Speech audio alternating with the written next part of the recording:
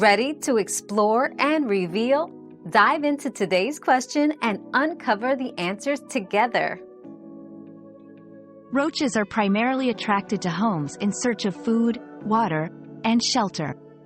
Key attractors include leftover food on countertops, dirty dishes in the sink, crumbs on the floor, excessive moisture, and clutter providing hiding spots. Preventing roaches involves maintaining cleanliness, store food in sealed containers, fix leaks to minimize moisture, vacuum regularly, and declutter your space to remove potential hiding spots.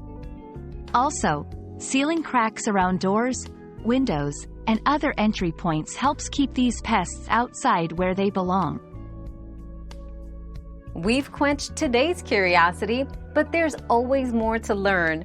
Keep the curiosity alive by subscribing and joining us for our next adventure.